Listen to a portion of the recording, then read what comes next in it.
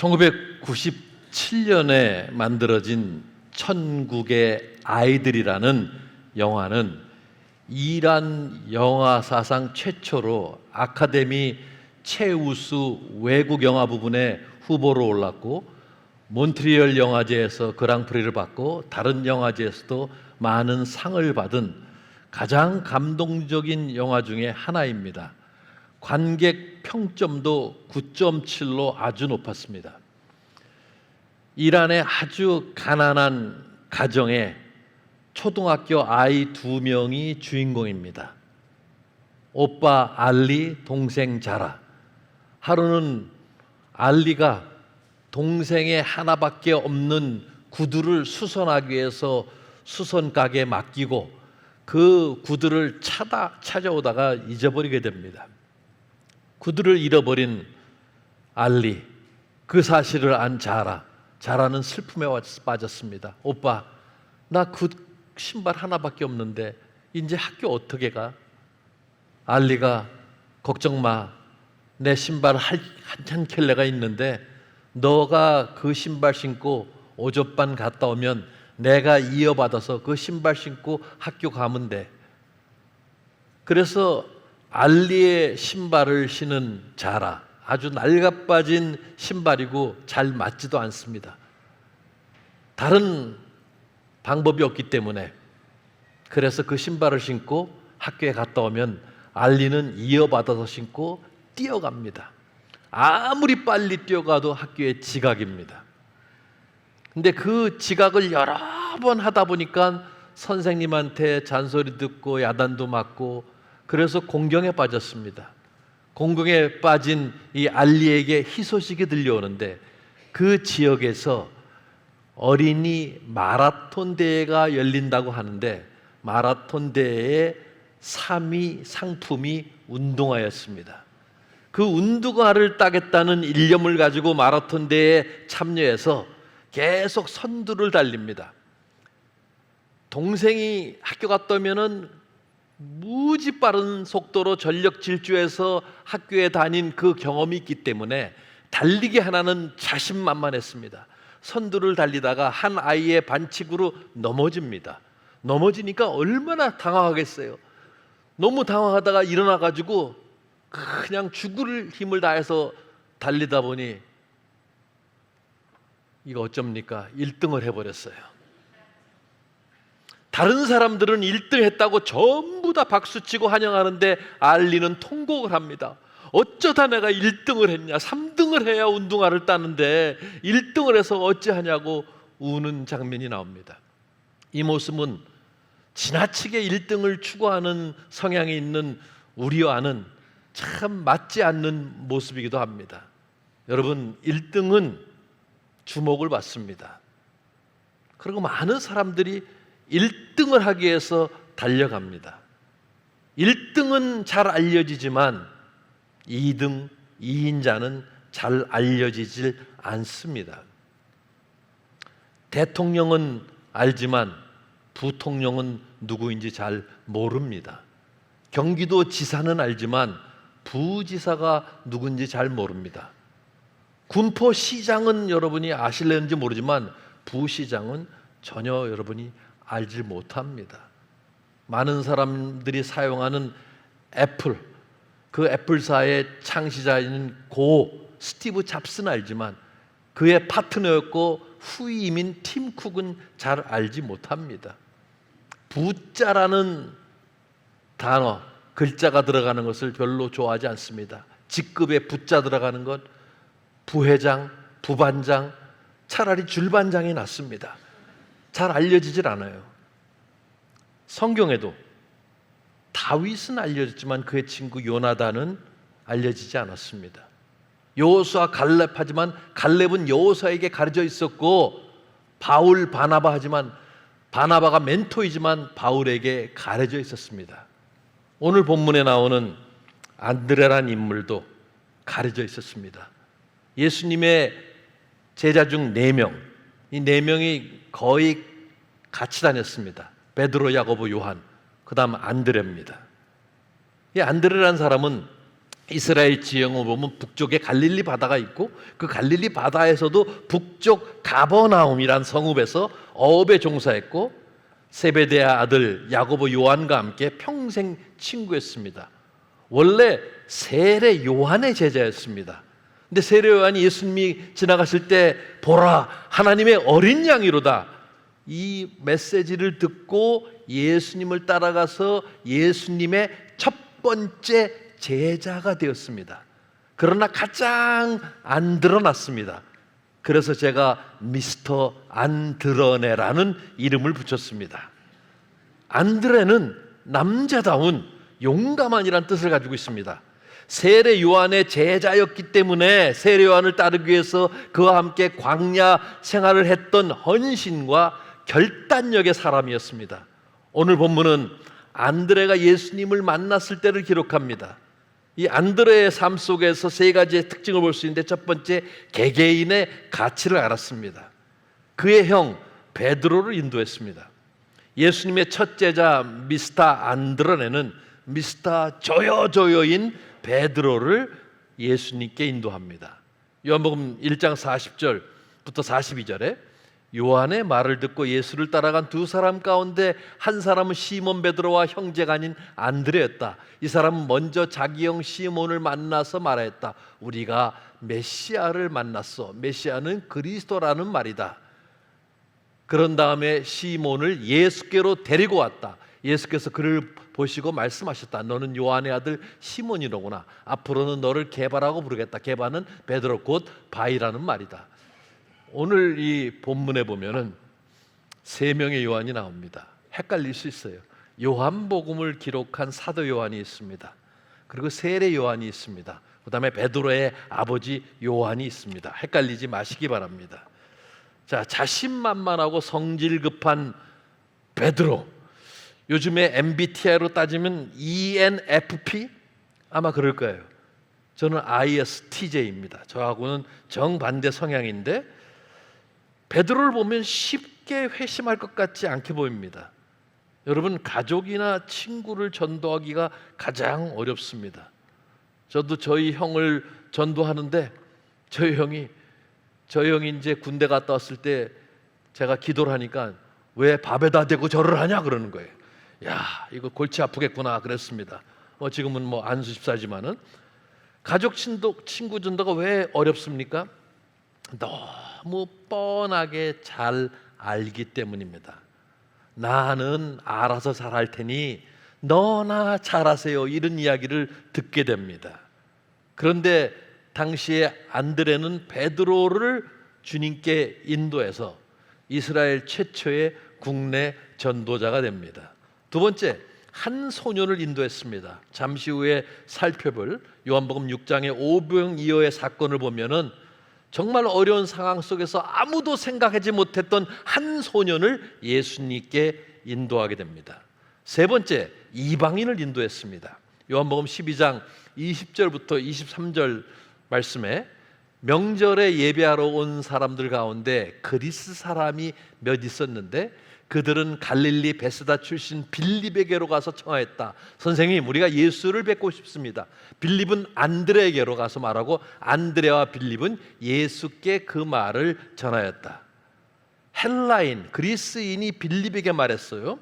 빌립은 안드레에게 말합니다. 그리고 빌립은 안드레와 함께 예수께 말씀드립니다.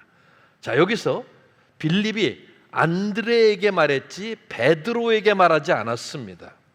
왜 그랬을까요? 아마 베드로에게 말했으면은 어디 시건방지게 이방인 놈들이 기웃거려 말도 안 돼 하고 쫓아보낼 수 있었어요. 왜냐하면 이때까지만 해도 베드로는 이방인에 대한 하나님의 마음을 몰랐고 사도행전 10장에 가서야 환상을 보고 이방인을 향한 하나님의 마음을 깨달았습니다. 그래서 안드레, 평소에 개개인에게 관심을 쏟은 안드레에게 가서 얘기한 겁니다. 안드레라는 인물은 앞에 나서기보다는 다른 사람을 예수님께 연결시키는 역할을 묵묵히 했던 사람이에요.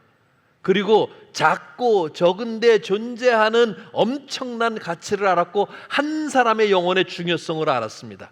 군중이 아니라 개인을 예수님께로 인도하는 자였습니다. 사도행전 2장에 보면 베드로는 3,000명을 한꺼번에 예수님께 인도했습니다. 역할이 달랐어요. 뭐가 더 낫고 낫지 않냐 이게 아니라 역할이 달랐습니다. 그런데 가장 효과적인 전도의 수단은 한 사람, 한 번에 한 사람을 인도하는 것이에요. 여러분, 한 사람의 친구가 되어주는 것의 가치를 생각해 보세요.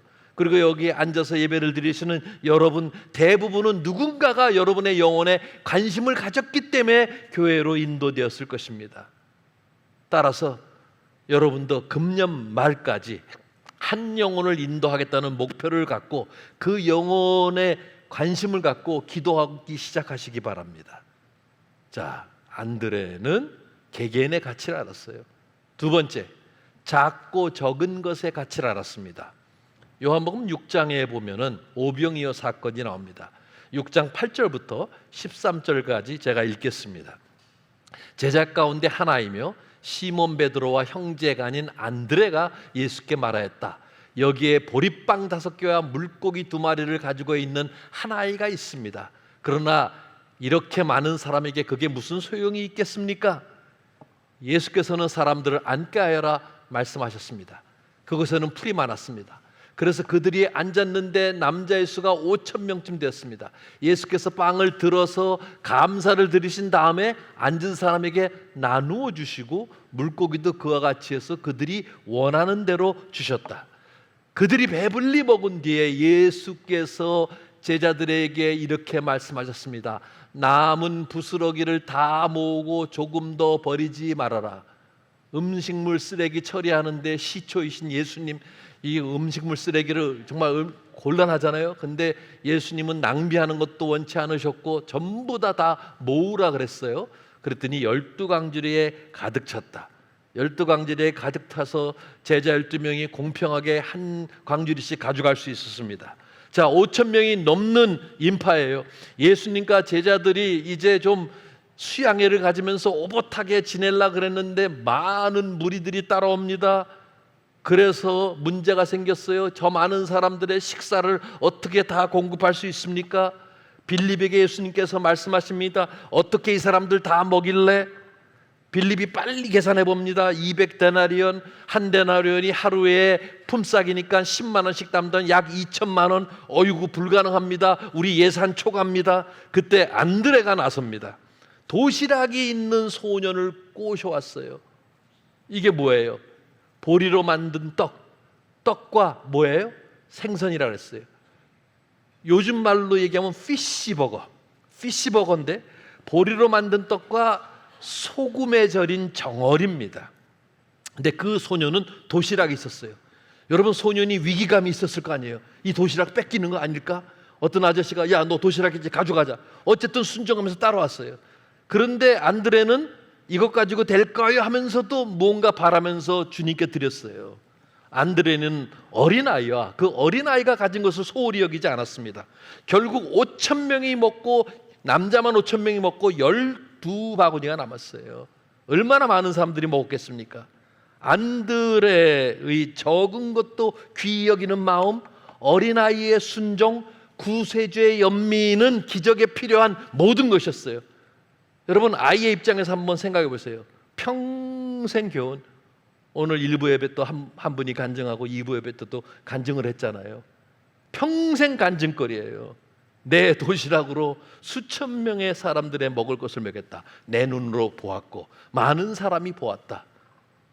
이거는 내가 치매에 걸려도 잊지 못할 사건이다. 아마 그랬을 거예요. 여러분, 그 무엇인가도 예수님의 손 안에서는 어떤 것도 시시한 것이 없다는 것을 이해했어요. 안드레는 하나님은 작은 것, 사소한 것을 취하셔서 기념비적인 일을 행하시는 분이라는 걸 믿었고 예수님도 그리하리라고 믿었습니다. 다윗의 물맷돌이 거인 골리앗을 때로 눕혀서 이스라엘을 구했습니다. 그런데 우리의 문제는 뭡니까? 작은 것에 별 관심이 없고 하찮게 여기는 경향이 있어요. 그까짓 거 가지고 뭘 해? 이 돈 가지고 뭐 해요? 할 게 없어요. 왜냐하면 우리 민족은 큰 것을 좋아합니다. 그래서 나라 이름이 대한민국이에요. 대한민국. 이 대한민국에서 대선을 통해서 대통령이 선출되고 대권을 잡습니다. 서울에 가보면 길 이름이 대로가 얼마나 많죠. 강남대로, 도산대로, 청담대로 굉장히 대로가 많고, 서울 한강이 31개인데 그 한 개 다리 중에 22개가 대교라는 이름이 들어가요. 한강대교, 마포대교, 동작대교, 뭐 반포대교, 뭐 한남대교, 성수대교, 양화대교, 자이언티가 그랬어요. 양화대교. 예? 요즘 잘 표현하는 그 표현이 뭐예요? 대박. 그렇죠? 대박. 뭐 대어를 낚았다. 문도 그냥 뭐냐, 대문, 남대문, 동대문. 예? 대공원, 대학교, 대형마트, 대형 교회, 심령 대부흥회, 대각성, 대신방, 대청소. 도시 이름도 대구, 대전. 근데 이 근처 오다 보니까 굉장히 겸손해요. 다 송부로. 근데 제가 오늘 대함이역에서 내렸어요. 클 때자, 밤야자, 만미자입니다. 예. 큰 것도 중요한데, 그런데 작고 적은 것을 무시하거나 소홀히 해서는 안 된다는 거예요. 얼마 전에 운전을 하는데 자꾸 핸들에서 삐걱삐걱 아주 개팍한 소리가 나서 겁이 나서 정비소에 갔더니 정비사 아저씨가 들여다보더니 기름 2방울 쳤는데 고쳤어요. 1분 만에 고쳤어요. 여러분, 이제 점심시간 가까워지죠. 설렁탕 먹을 때 소금 조금만 쳐도 맛이 달라져요. 작고 적은 것을 소리할 수 없어요. 예전에 제가 이 엘리사벳 노엘이 쓴 조금이라는 시를 봤는데 소개하겠습니다. 작은 것의 가치를 가르쳐줘요. 자, 설탕을 조금 가지고도 음식 맛이 달게 되네. 비누를 조금 가지고도 내 몸이 깨끗게 되네. 조금의 햇볕으로도 새싹이 자라네. 조금 남은 몽당 연필로 책 한 권을 쓰네. 몽당 연필을 모르는 사람도 있을 것 같아요. 옛날에 연필이 한 자루가 이만하면 쓰다 보면 요만해져요. 손으로 잡기도 힘들어서, 그래서 볼펜 껍질을 가지고 끼워가지고 그걸로 다 달아 없어질 때까지 어렵고 가난했던 시절에 그렇게 글을 썼습니다. 그래서 그 몽당 연필로 책 한 권을 쓴다는 거예요. 요즘으로 바꾼다면 볼펜입니다. 제가 얼마 전에 제 친구가 명예 박사학위를 받아서 볼펜을 하나 조금 괜찮은 걸 사드리면서 이 볼펜심이 얼마 갑니까? 그랬더니 깜짝 놀랐어요. 보통 볼펜은 1500m 정도 쓴대요. 그래서 3만 자에서 5만 자 쓰는데 요건 고급 볼펜이라 3500m를 쓰고 5만 자를 쓴다는 거예요. 그리고 2년은 쓸 것입니다. 우리가 가볍게 여기는 것들. 자, 더 봅니다. 시. 조금의 햇볕으로도 새싹이 자라네. 읽었죠? 남은 몽당 연필이 이겁니다. 책 한 권을 다 쓰네. 조금 남은 양초, 하늘 춤추는 불빛. 아무리 작더라도 불빛은 귀하지. 우리가 일상생활에서 작은 것의 가치를 볼 수 있어요. 다 유전자가 있잖아요. 유전자는 눈에 보이지 않을 정도로 작지만 생명체의 모든 유전 정보를 가지고 있어요. 반도체 칩이라는 것 손톱만한 크기지만 자동차, 스마트폰, 인공지능, 우주기술을 움직이고 우리나라의 경제를 살리고 있는 효자입니다. 인간관계에서 작은 친절의 행동들이, 작은 사랑의 말들이 사람들을 행복하게 하는데 도움을 줍니다. 고맙네, 고맙습니다, 괜찮습니다, 사랑합니다, 미안해, 용서해가 관계를 회복하게 만들어요.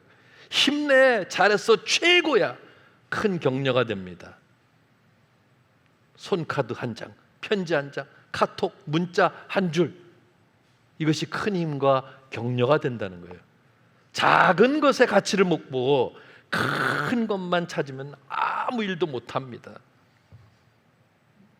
지난 6월에 TV 한 방송에 엔디비아 CEO인 젠슨 황이 나왔어요. AI 인공지능의 황제입니다.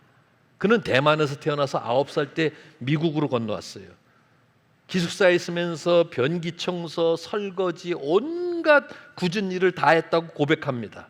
그런데 그는 무엇이든지 맡겨진 일에 최선을 다했다고 고백했어요. 일의 크고 작음이 아니라, 쉬우고 힘든 일이 아니라 내게 맡겨진 일에는 내가 최선을 다했다는 것입니다. 여러분, 예수님의 달란트에 비유해서 예수님이 이렇게 말씀하십니다. 마태복음 25장 21절 말씀입니다. 그의 주인이 그에게 말하였다. 잘했다. 착하고 신실한 종아, 내가 적은 일에 신실하였으니 이제 내가 많은 일을 내게 맡기겠다. 와서 주인과 함께 기쁨을 누리라. 누가복음 16장 10절에는 지극히 작은 일에 충실한 사람은 큰 일에도 충실하고 지극히 작은 일에 불의한 사람은 큰 일에도 불의하다. 우리가 예수님을 믿고 교회 출석을 하면서 교회 봉사도 하고 헌금도 냅니다. 근데 많은 사람들의 생각에 헌금 내가 많이 벌면 많이 내지 라는 생각을 합니다. 그런데 많이 벌면 생각이 달라질 수 있어요. 봉사도 섬김도 내가 시간이 많이 나면, 지금은 내가 건강도 안 좋고 애들 때문에 바쁘기도 하고 그래서 내가 시간이 많이 나면, 아닙니다.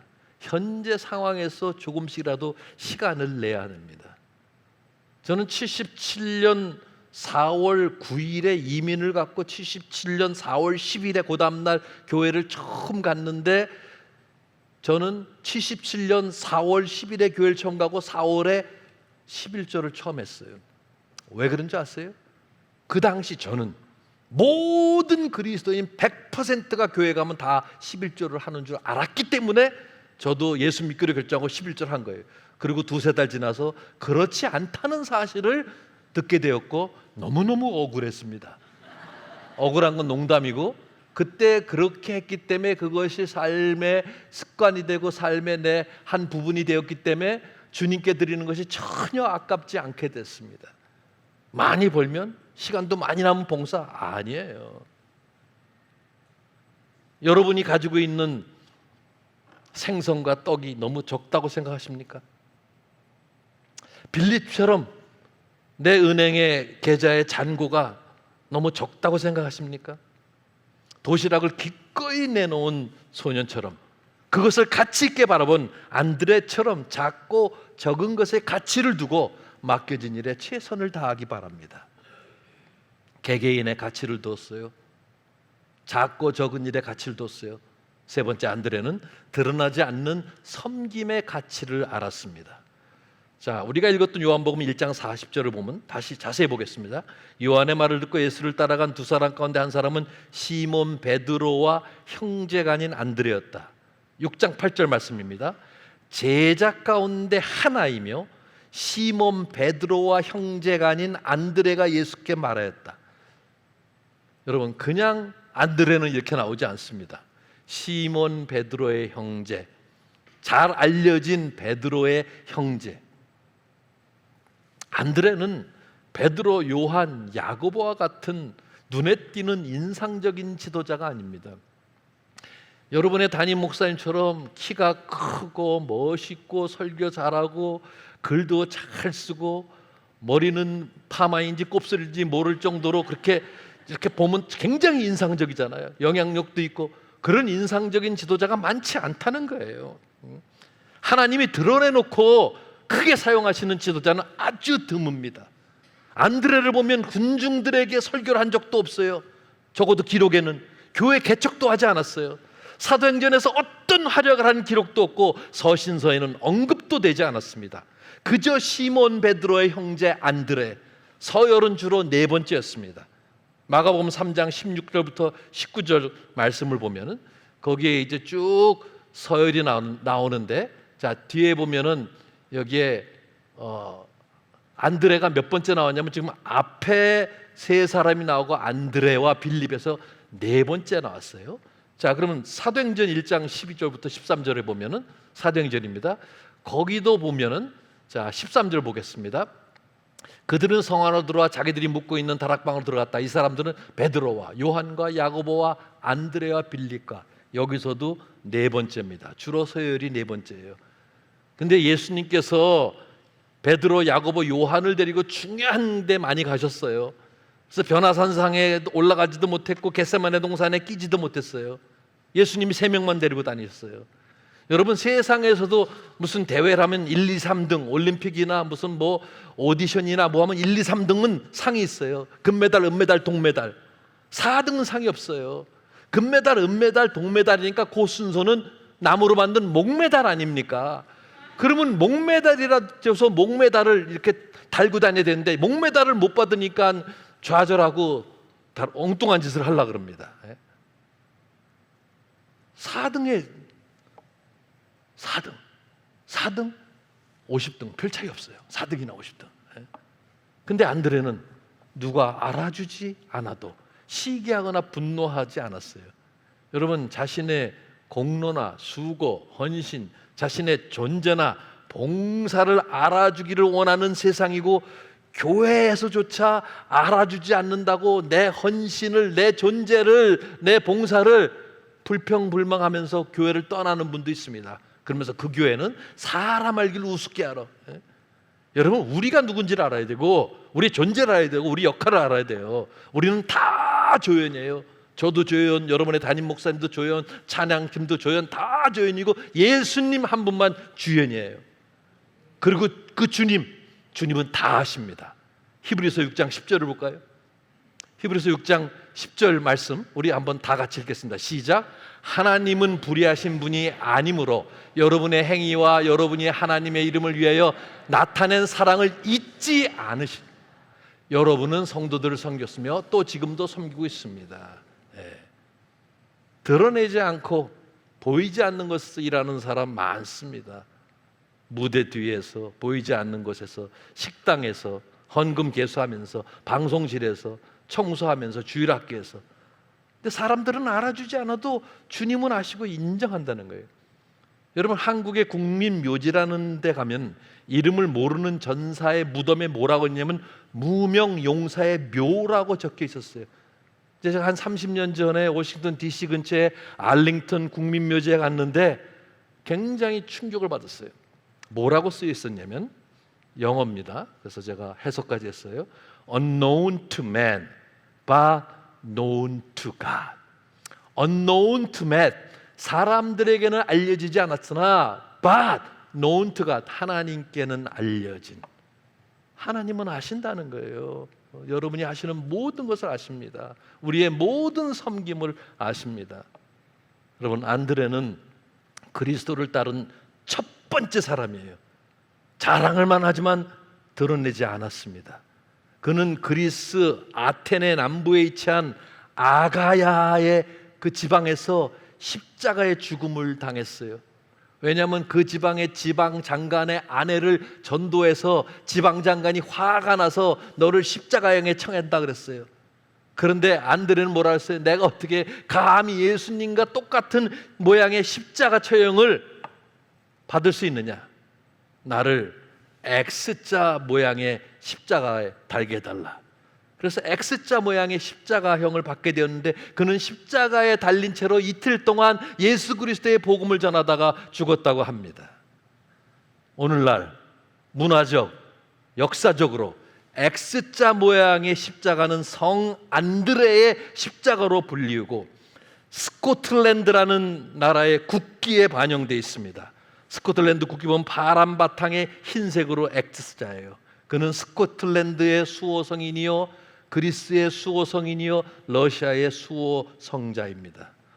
그가 이렇게 후세에 영향을 끼친 것은 기꺼이 조연을 하면서 평범한 가운데 존재하는 큰 가치를 발견하고 묵묵히 섬겼기 때문입니다. 말씀을 정리합니다.